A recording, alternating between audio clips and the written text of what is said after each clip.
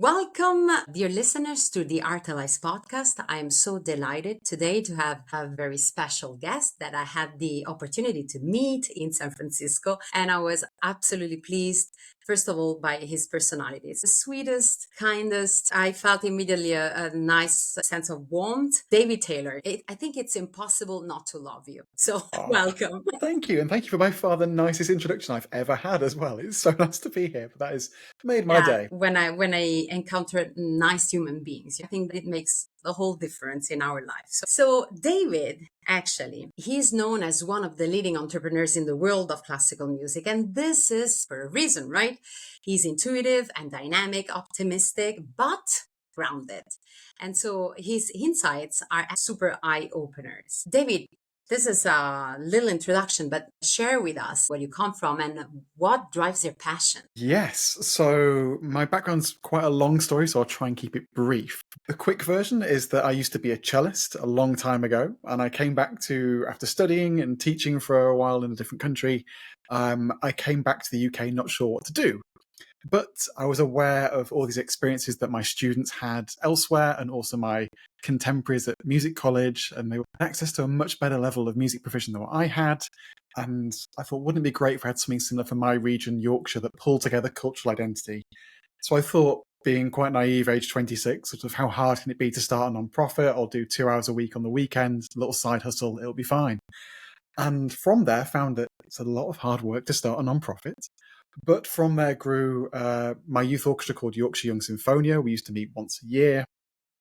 And we had huge difficulty at the beginning in getting stakeholders on board. There's 13 different local governments in Yorkshire, and most of them weren't particularly excited to have something new they felt was potentially going to be a rivalry or highlighting that they weren't doing things well or just general slow thinking. So I was left in this difficult situation where I was unable to get to teachers, students, parents of students, all these different things. And so became fascinated with marketing and digital and trying to reach people in a slightly unorthodox way. So that then led into where the youth orchestra went. We did 4 concerts and 4 courses over the period of 4 years. In that period, we reached over the 7.5 million people, including being a BBC Radio 4 documentary with the first youth orchestra in the world to use iPads instead of sheet music. We went 100% digital. And Amazing. from there, I became totally fascinated with innovation, change, entrepreneurship. And in essence, I managed to achieve this on a shoestring budget with no idea what I was doing and Googling stuff. So what lessons could I learn from a slightly more practical and unique insight that could potentially help other people, both organizations and individuals? So now, as we fast forward to where I am now, is I go around helping organizations and individuals try and navigate this modern world we now live in the classical music industry. So that's probably the best catch-all, but it ranges from students at music colleges through to established soloists and volunteer organizations through to multi-million-dollar arts organizations. So a weird range of things. Well, to me, this sounds absolutely exciting. And you're probably one of the brave ones, like that Artelize, bringing new stuff, innovation in an industry which is normally not focusing so much on that, probably more and more now. So I hear your challenges. And Definitely. you recently published a book, actually, as the second book, if I'm not mistaken. So the first one was scraping the surface. Hey guys, there is something that probably we should revise, we should change, we should at least start talking about. But now with the second book, The Future of Classical Music, Part 2, you were diving a little bit deeper in what this change is actually made of, right? I have a little review here of the content. So change is ever present in our society. It is an immovable constant in our life, obviously. The digital age has radically accelerated change and disruption in our society. And new technology has touched all aspects of our lives. The choice we face is simple: adapt or die. It's quite simple, isn't it? It's very optimistic. I think it can be optimistic, although that was quite tongue-in-cheek. The first book in particular was sort of inspired by these changes we had during the COVID pandemic. And we saw very quickly orchestras adapt and innovate and musicians learn new skills. And we showed we had this capacity. And the second is probably more born out of a frustration, the fact we've then taken steps backwards and everything we learned, both this mentality, but also those skills as well, has kind of taken a back seat. And I'm baffled by this approach where we want to just keep doing the same thing day in, day out, and assuming that magically we will just survive in what is a radically different society and a radically changing period in history. And I think historically, arts organizations and musicians were creative entrepreneurs and innovators who were very much at the forefront of change and new technologies. But we've had this rather weird 100-year period of specialization for musicians, but also arts organizations. Because of our funding model, we've not really had this necessity to change, because in essence, if we get a blank check every year, why would we do anything different? Of course, we do the same thing every again. There's nothing wrong with that. So as a result, we haven't got that flexibility. The elasticity of our brain isn't really there when it comes to change and innovation, adopting new ideas. And when there's so much changing in the world, it's vital that we actually get on board with this mentality and realize that change, although can be scary, is a vital part of life. That quote about change being ever present, the only constant is change, I think that's Heraclitus. So the ancient Greeks got this over 2,000 years ago. It's kind of a thing for us as well. We can't escape this. And so the second book in particular dives into looking at other industries in particular, identifying what happens elsewhere. I think we're in a lucky situation where, because we're a bit behind everything, we can just observe elsewhere and copy the best things that have happened. So we don't necessarily have to be the people driving change on a global scale for all of humanity. We can just be inspired and copy other things, which I think is a positive place to be in. The good start is starting with ourselves, right? And so where we are, we don't need to immediately think of a mission impossible. The changes can be done within our reach. And as you were saying, absolutely, I agree. There are so many things available right now that are working for others. So why not just adopt them? But David, you've been named one of the Forbes 30 under 30 for your dynamic approach to the arts. And so how do you think innovation can transform classical music organizations? Yeah, so I think going back to what I said previously about we've had this 100 years where we've not done any real form of change. And as a result, we're not used to sort of an iterative process of change and adapting each year and making small incremental changes in them. So I think that by framing it potentially as innovation, it feels that you're a bit more dynamic on the front foot, looking for opportunities and really wanting to make a difference in terms of progress. And so that mentality change, I think, will really help lead to an overall culture of change within both organizations, sector, your local region, etc. And that's vital for what we need to do next. And the challenges that we face across every country and every different marketplace are quite significant, whether it is funding in lots of different ways, engaging and being relevant with audiences, making sure we can tackle a great global change, whether it is equity, diversity, inclusion, or climate change. And again, just doing the same thing isn't going to cut it. So by deliberately framing things as being innovative, we can really speed up this process. Continue to be both baffled and frustrated that we can't do changes at what would be a slow speed for other organizations. We'll go 3-4 seasons without really making anything different. And then maybe perhaps after yet another meeting, we might start to do something, perhaps maybe, if we're lucky. But we should, as we saw in COVID, people were putting on concert seasons with 3-4 weeks planning, or projects were coming up really quickly, or, oh, we'll try it and see what happens. All of a sudden, this sort of, the guardrails were off, the weight and the anchor that was holding us back has been released. And so I think we have this capacity for innovation, and this is what we need to really start tackling the challenges that we have coming forward. So for me, it's both exciting and frustrating in equal measures, but I think there's so much that we potentially can do going forward, which makes it a real positive. And also there's so much data about people liking the thing that we do anyway. So there's so much potential. It's not like we're trying to sell something that nobody wants or convince them it's good. They like it anyway. So we have this huge opportunity to really maximize this. Yes, absolutely. And so actually, I wanted to ask you this a little bit later on, but I'm super curious because I know you're working across both Europe and the US. So what are the main differences across the two countries that you have noticed within, the realm of the arts organization? So how they work, or maybe their approaches to innovation. You probably noticed some patterns that you may want to share with us. Yeah, it's a really good question, and I think you're right to highlight, like, are some people bolder than others? And it's potentially yes, but in equal amounts in different ways for both places. So in Europe, because there is more funding from central governments, you have that sort of experiment where you can take risks and it's fine. Equally, you're not really incentivized to do anything different. That's a slight change. Whereas in the United States, because it's a little bit more of a commercial model, there's that more sense of having to go out and earn your money in a different way. You're incentivized to go out and make things happen, but equally, the risk is then greater if you do some experimentation, and equally also because of the funding model, if your core central patrons don't want to do change, then you can't necessarily do the thing that will make the biggest difference. You're slightly beholden to those. My impression is that there's more of an awareness of having discussions in the United States, that they're very keen on understanding what can be going forwards, and that there's an awareness that things can't always be the same. Whereas in Europe, I think sometimes there is that sort of more tied to the past, and I don't want to say reverential, but I think the sort of having it ingrained for so many hundreds of years here in a way that may not necessarily be the case in the United States, it's hard to really sort of break that pattern, really. But I think equally, there's so much more that both sides of the Atlantic can really do for adopting change. Yes, absolutely. I think it totally makes sense. And we need to acknowledge, of course, all the differences. It's such a complicated landscape. And so I guess it's also difficult to line out some recurring patterns. But I believe what you say, it's right. It depends on how you get the funding from the government, from the donors. If you have a board that you have to report to and they're judging you all the time. So, okay, maybe you want to innovate, but you don't really dare.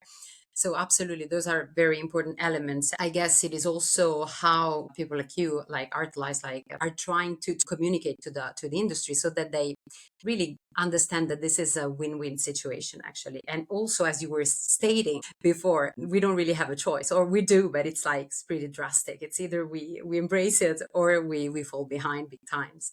And it's amazing. You already introduced the work you did with the Yorkshire Young Symphony, and the thing that it's the first youth orchestra to go 100% digital. That's quite a thing, right? So you must have some secrets up your sleeves. Could you share how this has influenced, especially the audience engagement part? Yeah, it was sort of something that sort of grew out of curiosity. And I think I mentioned sort of becoming fascinated by marketing at the beginning of this journey. And that was because we had no funding to do any marketing. I think that the budget was between £50 and £100 per year. So what's $75 to $150? And that was for student recruitment as well as concert tickets. So trying to identify any way of getting attention was vital, which kind of where this digital thing came from. And there was an opportunity to use iPads instead of sheet music, which was the real sort of big digital change that we did outside of our marketing. And if I'm being entirely honest, that was because I thought we could get some press coverage for it and didn't really think it through as a process. But within the first, I think it was 20 minutes of as a staff sitting down with the iPads to put bowings in before students arrived, there was sort of a look around the table of like, why doesn't everyone do this? It's so much easier. And this was an app called Music, beginning with an N, who are incredible, and all your markings are sent across the whole orchestra. It's all dynamic and linked, and so rehearsals became so much easier. It was such a fantastic process, and this realization that nothing goes wrong. It's fine. There's not a negative to this. And from there, we also started to experiment. We had digital concert program apps that were synced in time with the music. We have live social media during concerts, which went on a giant screen at the interval. Going back to audience engagement, my favorite little weird story out of this was that of the musicians that came were on stage, their families were in the audience, and they started taking photos and put them on the hashtag. And the families realized that their children were sat next to each other. So they connected off the back of the concert. And 1 year later, they all went for a meal before the next concert, and they managed to stay in touch and stay connected.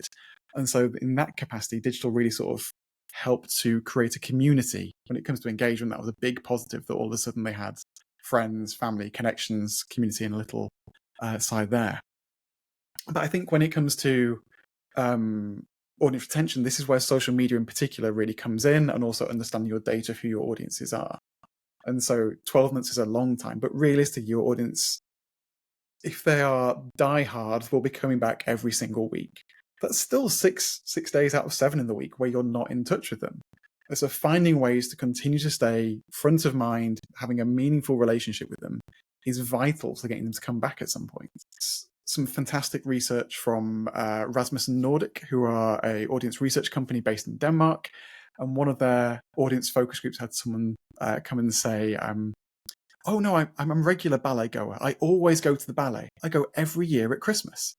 And so for them, once a year was regular, but for us, that would feel terrible. So making sure we can stay in people's minds for 365 days and make sure we don't let that slip, or finding other touch points of those people who could be this, I think is really important. And that's something that we now have phenomenally cheap, almost in some cases free tools to be able to do this now. And 20, 30 years ago, that was something that was almost unimaginable. You touched so many important points. And I mean, just simply thinking that everybody's got a phone. In the past, as you were saying, things were different.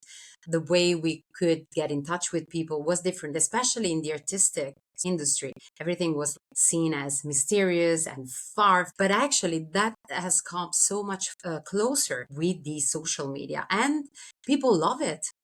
They really love, they're absolutely entertained on stage, but also off stage, bringing a little bit of, I would say, more humanity. And it's something that can reach out to many more people, many more different generations, also from across the world, right? So when it comes to making a decision, it should be easier, don't you think? Would that be for people who work in arts organizations?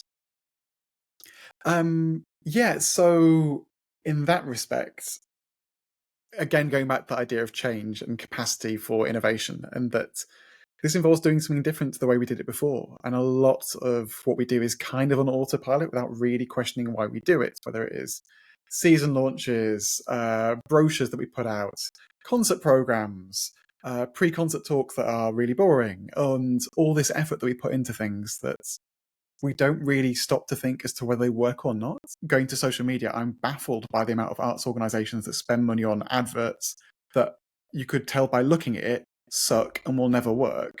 My pet peeve, amongst many pet peeves, is links in Instagram posts that are really, really long, because you can't click on a link in an Instagram post, and you've never been able to click on a link in an Instagram post. And yet multi-million pound arts organizations with multi-person marketing teams keep doing it, and you think that you'd see the reporting for it. It completely baffles me. So I Maybe think they're testing something.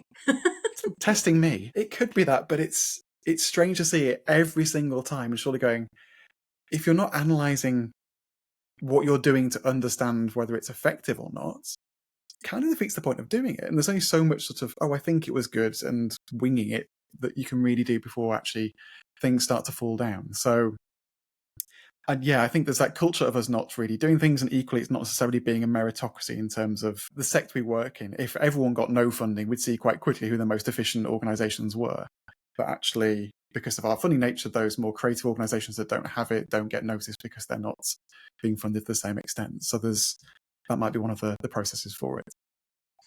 Do you think also, there is no consistent and serious data-driven approach to what they do, so that even the simplest stuff goes wrong sometimes, even at certain levels? We know, for example, when we talk to an arts organization, there is a big emphasis on programming and this sort of, hey, we know because it's been years, we do this, and that's what it will always done. So only few people could do that, and they had to rely on their experience, obviously, and their knowledge, and figure out things that are a little bit up in the air because they're not tracked, which probably could work in the past when the scale was smaller. But now, especially with all the technology, we can finally track what happens. But it seems like that old mentality of, yeah, but I have been doing this for ages, it will just work as well for this new context, which obviously it's impossible, right? It's probably also cultural, just a habit. Sometimes also there is this saying, oh, I don't want to put technology into the arts. Yeah, certainly. And I think especially when it comes to programming, there's sort of like this crystal ball, and sort of only sort of the soothsayer of artistic programming can decipher what is coming out of this and make a prediction as to what wonderful vision comes out. And again, in the past, there was no way to say whether it was right or wrong. And there's so much we could potentially do. And last year I have a blog on my website, and I did an experiment where I asked ChatGPT to program a concert season and gave it parameters of, I think it was something like 40 concerts a year, no more than 90 minutes. There has to be a thematic link. You can't repeat repertoire. Off you go. And despite being an early version of ChatGPT with no extra data being put into it, what it came up with wasn't the worst thing in the world. And that's with no data. So if we were to fast forward a few years of your last 10 years of ticketing data married with all artists, soloists availability, plus with the cost of scores and the instrumentation and hires for different things. Quite quickly, you could replace an entire department with what is going to be actually a feasible concert season that will make you money. I'm not saying we should definitely go to that extreme, but that would be such a tool to understand kind of what is going to be an effective way for an arts organisation to thrive, rather than just going, well, I have this wonderful vision for this, and I will ignore the fact as to whether it is responsible for us as a charity to do it as a project or not.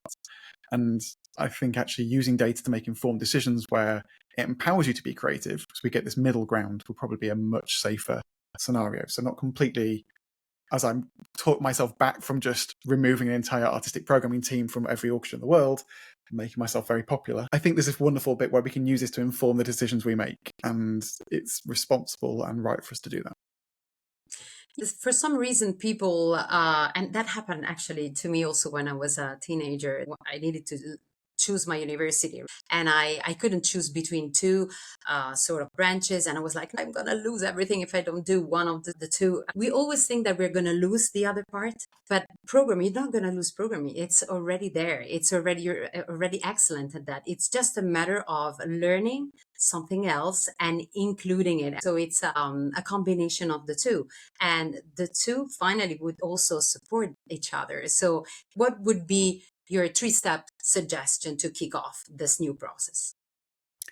Yeah, so for that, I think step one for me is always identifying what it is that you have.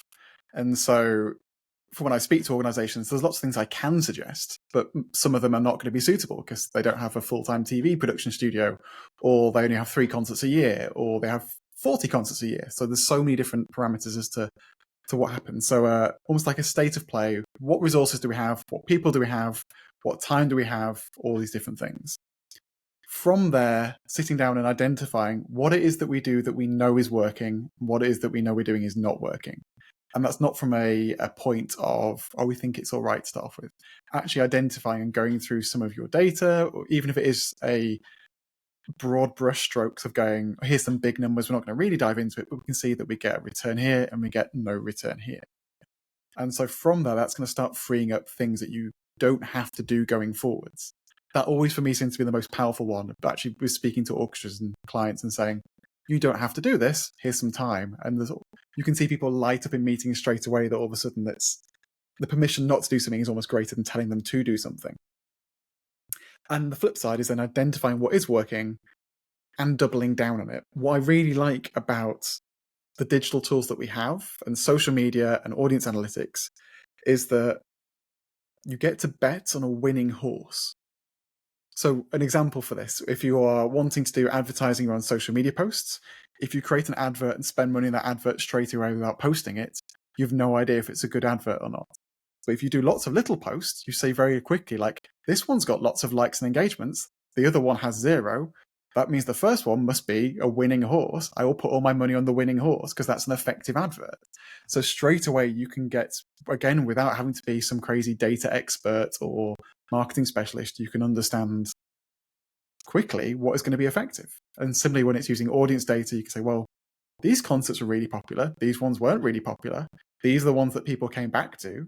These ones that people didn't come back to. And then from there, you can really start to see quite quickly what's going to go forwards. And I think going back to that idea of data and digital innovation, we can now do this really cheaply. We can even do it for free.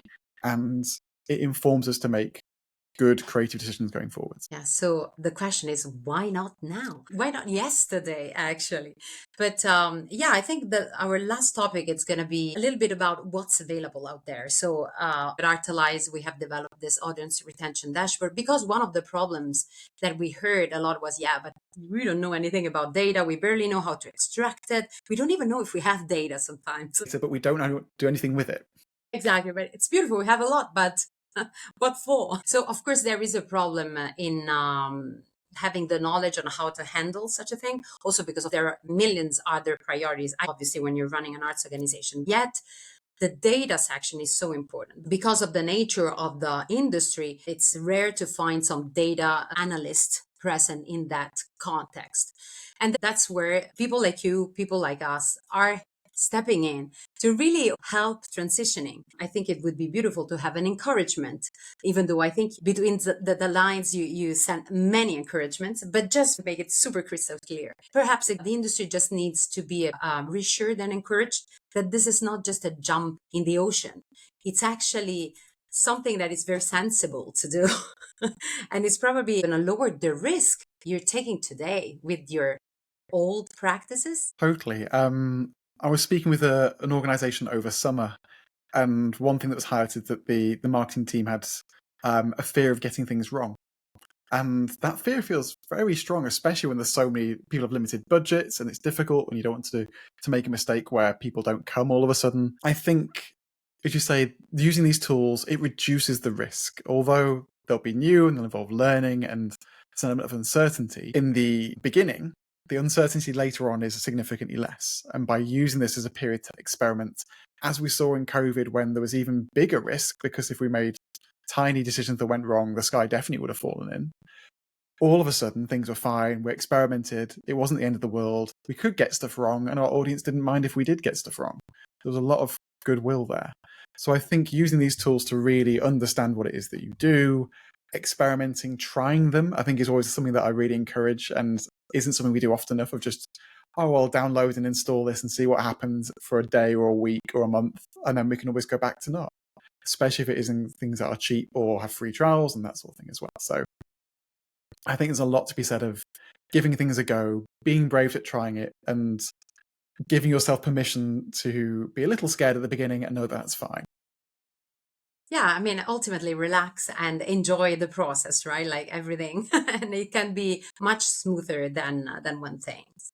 And David, before we close, I would like you to share with us another little anecdote or fun fact that you have. I know you have many, so anything you can think of, just for our audience to get to know you better.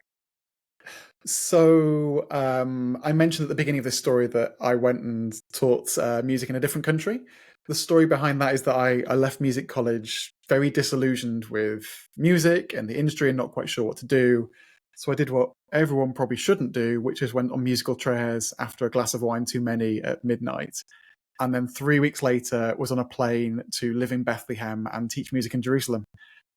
So that was the most unusual but phenomenal year that I had of something very outside of my comfort zone to start off with. As my first job was getting on a plane and disappearing off and having to learn Arabic very quickly. Well, another proof that when you take, courage and you just do that leap of faith, actually things turn out not that bad, right?